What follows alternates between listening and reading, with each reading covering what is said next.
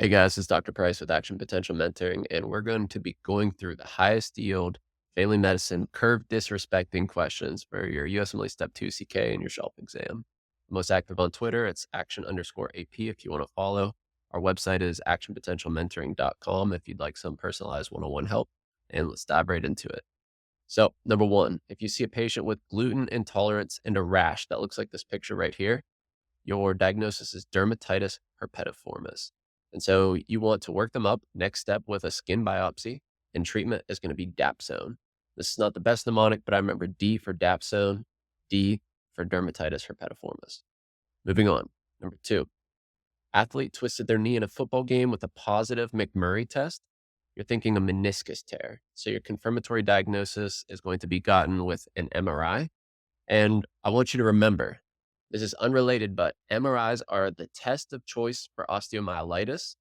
Oftentimes, they'll give you X-ray and MRI as answer choices. So the X-ray is going to be a lower sensitivity test, but it's going to be an appropriate first-line imaging. So be careful with what exactly they're asking you. If they say, what's the next best step to work up hypothesized osteomyelitis, you would say X-ray. But if they're saying, what is the confirmatory test or what's going to give you the most precise imaging, you would go with MRI. So keep that in the back of your mind. Number three, you have a healthy 55-year-old male with a family history of thyroid cancer. Comes to you, he's concerned about his risk of thyroid cancer. What's your next best step? So the question that I saw on an MBME form is they asked, what is the screening test that you would recommend for this patient? So the answer was palpating the thyroid gland for nodules. And the trick is that they had thyroid ultrasound as an answer choice. And that's what most people would select because they see that and they say, oh, that's an appropriate screening test. It's pretty minimally invasive. But the trick is that a physical exam can be used as a quote unquote screening test on the USMLE. So the appropriate answer for this, for the next best step for a screening test, was palpate the patient's thyroid gland. So you want to always start with the least invasive option. And of course, a physical exam is even less invasive than an ultrasound. That's even hardly possible because ultrasounds are pretty dang uninvasive. But that's your answer. Number four, you have a 20-year-old patient comes to you with a cough. It's worse than the cold. What's the top of your diagnosis in this patient with normal spirometry? Well, you want to go with asthma. And so in healthy patients, the spirometry can often be normal unless they're actively having an asthma exacerbation. So if they ask, what's the next best step in this patient with asthma with a normal spirometry, you want to do a methacholine challenge test. This is in USMLE Step 1 first aid, and it's also something that I've seen pop up in Step 2 CK questions. Also on the NBME, they'll ask you, what is diagnostic of an improvement of FEV1 for a patient that is taking albuterol with asthma? And it has to be an improvement over 12% in your FEV1 and 200 milliliters in your spirometry once the patient has used albuterol. That is also diagnostic of asthma. So first step is obviously clinical history. Second step is spirometry. If spirometry is normal, go with methacholine challenge test. You can also, if this is an answer choice as well, you can give the patient an albuterol inhaler and then repeat the spirometry. But that is more specific for the patients that are having an active exacerbation because the methacholine challenge test is a little bit easier because it will cause bronchoconstriction in a normal, healthy patient that's not exhibiting any symptoms. So be careful with what they're asking for and see if the patient is actively having an exacerbation of asthma or not. Next, if you see a vocal cord polyp, the answer is often going to be HPV infection. So your diagnostic choice is going to be laryngoscopy, and your treatment choice is going to be surgical excision and cidofovir. One thing you got to watch out for with cidofovir is nephrotoxicity. So this will be a patient that has vocal cord polyp. They've got previous sexual history that predisposed them to HPV. And now they're on the treatment of choice. And it will say, what else should you look out for? And the answer would be nephrotoxicity from cidofovir. Number six, a male with progressive visual impairment and a CD4 count of less than 50, top of your differential should be CMV retinitis. So the treatment for that is going to be ganciclovir, foscarnet, or cidofovir. A patient with Alzheimer's plus sinus bradycardia, and that's the trick. What's your treatment? The treatment is going to be memantine. And so that's an NMDA antagonist, and it's going to improve the neuroprotection in a patient with Alzheimer's.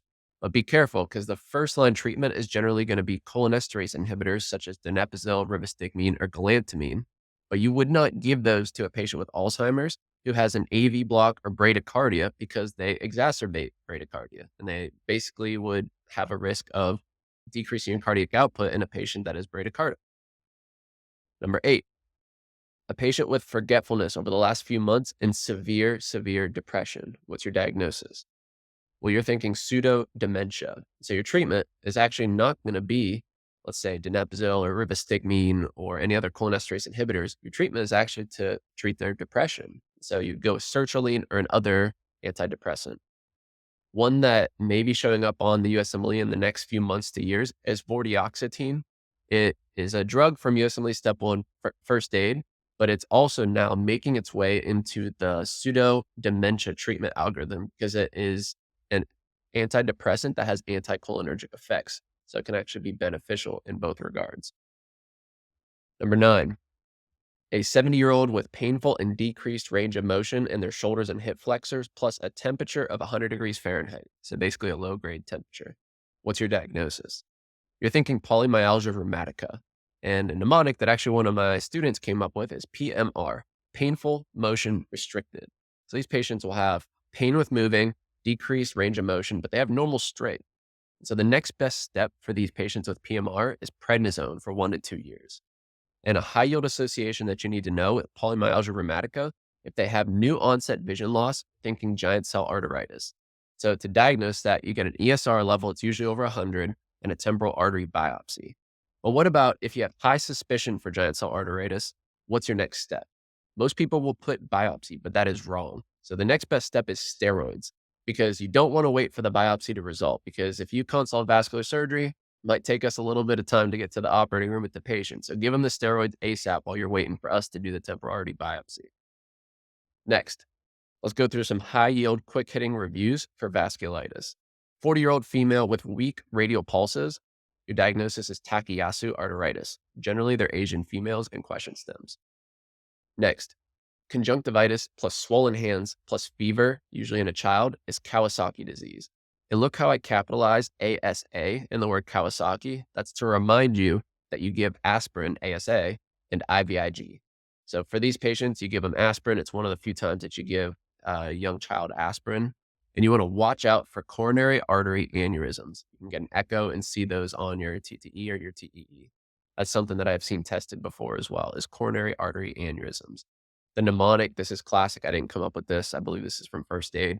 Crash and burn. So conjunctivitis for C, R for rash, A for adenopathy, S for strawberry tongue, H for hands and feet swollen, and then burn for a fever of 5 days or more. So that's crash and burn. Give aspirin and IVIG, Kawasaki disease. Next, a child with an upper respiratory tract infection plus palpable purpura plus mild abdominal pain, and they may have intussusception on imaging. Your diagnosis is going to be HSP, Henoch-Schönlein purpura, and generally there is no treatment needed for HSP. So for your exam, I would go with supportive therapy as my answer for what is the next best step.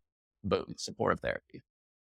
Next, a patient with hepatitis C, Raynaud's, and then a triad called Melzer's triad, which is peripheral neuropathy, palpable purpura, and weakness or arthralgias. That's going to be mixed cryoglobulinemia syndrome. This is one that I personally did not know super well for step 1, but it's something that I saw show up time and time again for step 2, so make sure you know it. The biggest 2 clues for me in this is hepatitis C, plus you're suspecting a vasculitis that has peripheral neuropathy. You should be leaning towards mixed cryoglobulinemia syndrome. All right, Pianka plus allergic rhinitis, you're thinking Churg-Strauss. They're almost never going to give you Churg-Strauss on the answer choices, so look for eosinophilic granulomatosis with polyangiitis. So don't just know Churg-Strauss, don't just know Wegener's. You want to know the full names of these diseases. So eosinophilic granulomatosis with polyangiitis is going to have the allergic rhinitis and Pianka. Next is if you see no ANCA, no lung disease, and it has hepatitis and a vasculitis, you're thinking PAN, polyarteritis nodosa. And the way I remember that you have hepatitis associated with it is you cook liver in a pan, PAN. That's just how I remember it. And then down below here, you see a picture of palpable purpura. You hear this term all the time thrown around, but I honestly didn't know what it was for the longest time, and that's kind of what it looks like. So moving on, number 10. What is the next best step for a patient with carpal tunnel? You want to go with wrist splints. You don't want to go straight to carpal tunnel release or surgery because you want to do the least invasive option first, and that's going to be wrist splints. Number 11, if you see a patient with vesicles on the NBME, that should clue you in to herpes viruses in a ton of questions. So, for example, a patient with atopic dermatitis with new vesicles, you don't even have to know the diagnosis of eczema herpeticum. You can literally just look through the answer choices and find the word herpes and herpeticum and know that that's a safe bet. So, here's a picture of what it looks like. You have the eczema, and if you look really closely, you can see that there's vesicles within the eczema. So, that's eczema herpeticum. The treatment of choice for eczema herpeticum is treat the herpes, so acyclovir. The treatment for atopic dermatitis has a nice little algorithm. Number 1, you give them a moisturizer or emollient. Number 2, you give them a topical steroid. Number 3, you can give them topical tacrolimus. And then number 4, you can progress to UV light therapy. So that's your algorithm for atopic dermatitis. Number 12, a med student with constipation predominantly and occasionally diarrhea before every single exam, thinking IBS. So that's your irritable bowel syndrome. The treatment of choice or the next step on your NBME exam is to try a fiber supplement such as psyllium. Saw this on an old test question, so I wanted to make sure you guys had that. Number 13, patient has hypertension plus migraines. What's your treatment of choice? Well, the best prophylaxis is going to be a beta blocker. This kills two birds with one stone because it's going to treat the hypertension and it's also going to help prophylax for the migraine. So anytime you can kill two birds with one stone on step 2, that's usually a pretty safe answer choice. Number 14. This one's a little bit tricky. It sounds very basic, but it was one that I saw was very easy to miss, so I wanted to include it. It's a patient with a normal BMI, but a slightly increased serum total cholesterol and a normal LDL. What's the next best step? Well, the next best step is an exercise program for the patient. So it's kind of counterintuitive because they have a normal BMI, their LDL is normal, but they have a slightly increased serum total cholesterol. And so the NBME is recommending to put the patient on an exercise program because that will help decrease their total cholesterol. They don't need statins or anything like that. So next, number 15, test taking tip. If the NBME goes out of their way to write out a whole slew of medications that the patient is taking, it might give you like 5 or 6 medications in a question stem. You should be looking for answer choices that reflect side effects or polypharmacy. Even if the question doesn't explicitly say what's the side effect of this patient's meds, you should be looking for answer choices that reflect side effects. So that's a huge test taking tip. All right. And so some conditions that you should also look for would be like drug-induced esophagitis, a patient that took, let's say, alendronate or zoledronic acid, got it stuck in their esophagus. Now they have drug-induced esophagitis. Be looking for Stevens-Johnson syndrome that can be associated with Bactrim or other antiepileptics. You should be looking for aplastic anemia. You should be looking for drug-induced lupus. Remember the ship mnemonic for that. All those kind of questions, you should be looking for either conditions or side effects associated with a whole list of those medications. All right, number 16, diabetic neuropathy algorithm. First off, you start off with gabapentin or pregabalin. If that fails, you can move to a TCA, such as nortriptyline. And I also saw one resource that included carbamazepine, but the NDME goes from gabapentin straight to nortriptyline. So keep that in the back of your mind. If they say, what is the next best step in a patient that presents to you with diabetic neuropathy? You want to examine the feet for diabetic foot ulcers.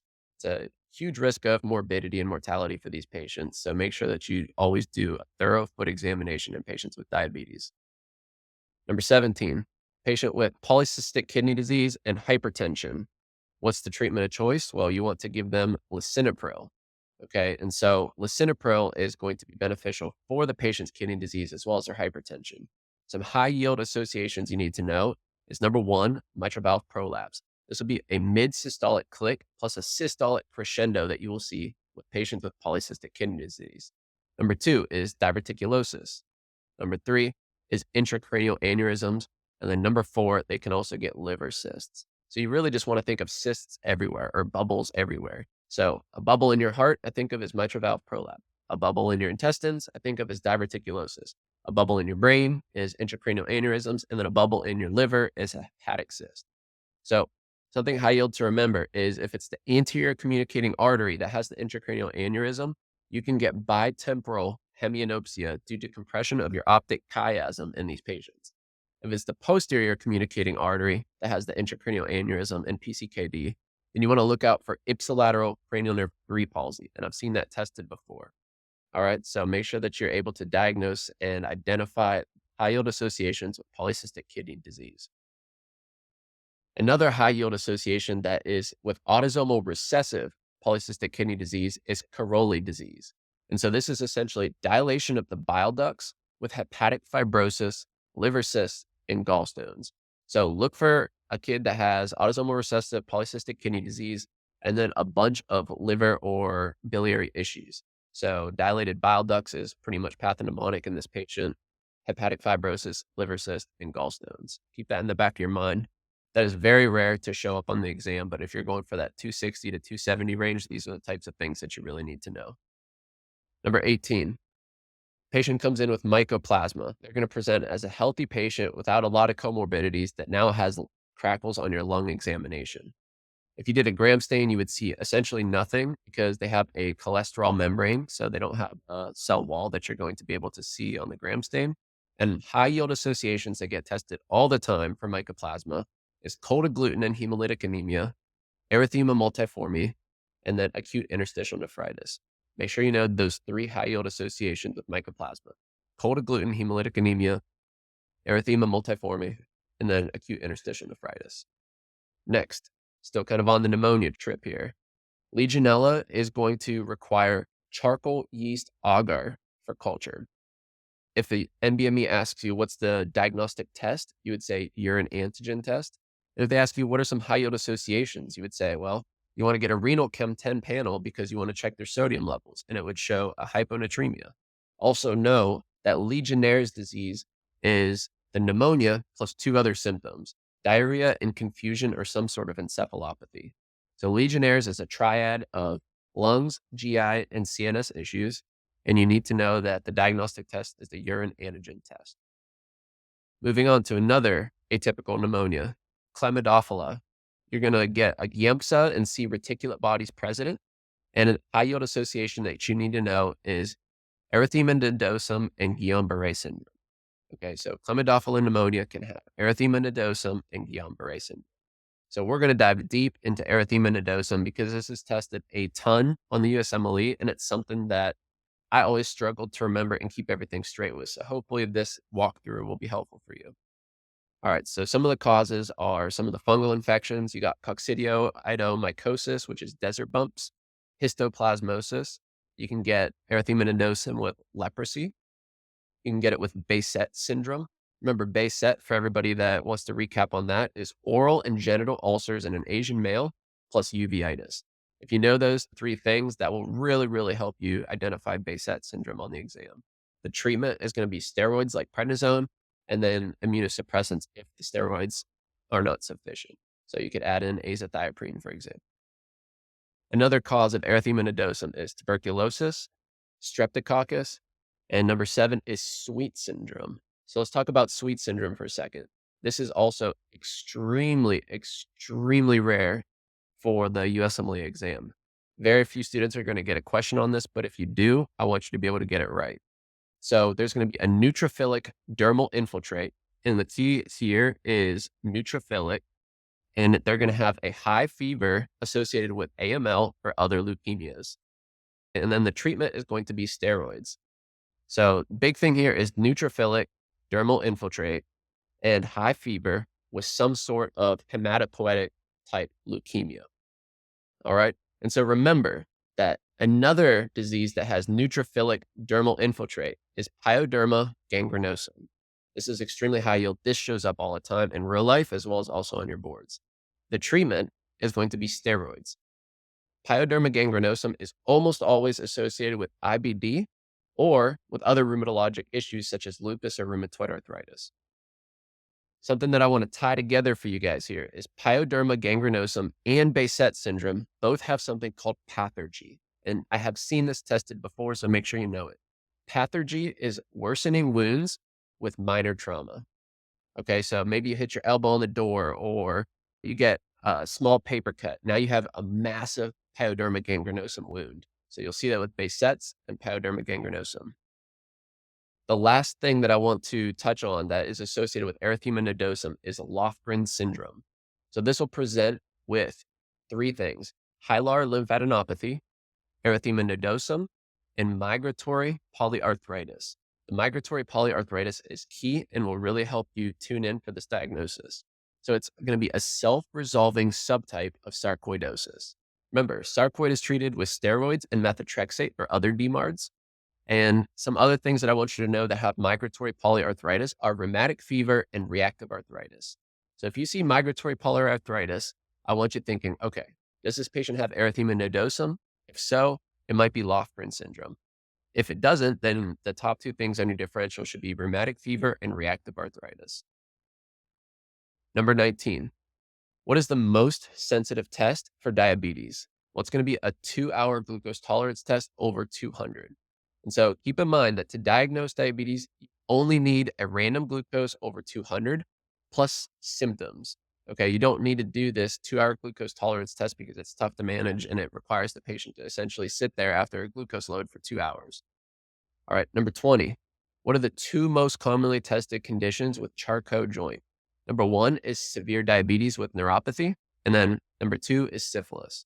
So here's a mnemonic for all the things with Charcot joint. They all start with S. So sugar for diabetes, S for syphilis, steroid use, syringomyelia, spinal cord injury, spina bifida, scleroderma, scaly disease, aka leprosy, and then spirits, aka alcohol. So these are some things to keep in mind. If you see a deformed foot on a picture on the exam, you want to look for a bunch of different causes of peripheral neuropathy or difficulty with ambulating normally. All right, last but not least, 21 here. Recurrent stabbing chest pain with elevated CK and flu-like symptoms is Kawasaki virus pleurodemia. And so this is also known as Bornholm disease. If you guys remember this from Sketchy way back for step one, they had Bornholm. It was like called the devil's grip. And it was basically the patient's chest feels like it's being squished in by a vice grip. So the treatment for this is going to be NSAIDs. Make sure you know this. And then two high yield associations for Kawasaki virus are dilated cardiomyopathy and acute pericarditis. Those get tested ad nauseum on the exam. And so I wanted to finish here with 5 USMLE step 1, step 2 test taking tips for you. Number 1, if you don't know, move on quickly and then try to save time to get the rest right. You can always come back to the ones that you were unsure of. Don't waste 4 minutes on a question that should only be allocated 72 seconds. Number 2, age and gender are incredibly important on your exam. Use these clues to help you figure out what's the most common for these patients at their age and gender. And if you don't know the answer, go with the most common for this patient circumstance. Number 3, put the whole picture together. Sometimes it helps to envision that you're literally taking care of a patient with these exact complaints rather than getting lost in the sauce and then trying to slam all the facts together to create a perfect diagnosis on the exam. So just pretend it's an actual clinical scenario and you're in the hospital talking with the patient. And sometimes that can flick the switch to help you remember exactly what's going on. And so this should also not just be for the test, but while you're studying. Try to envision what exactly these patients will be presenting like with these syndromes that have the highly associated conditions that we illustrated before. Next, number 4, when you narrow it down to 2 answers, try to forcefully reject one of them. If even one fact in the question stem can be used to falsify one of your answers, then you're good to go. And then last but not least, number 5, share this video with a friend if it was useful for you. I hope you guys enjoyed this. This is the family medicine curve disrespecting step 2 CK review, and Dr. Price with Action Potential Mentoring. Hope to see you guys again soon.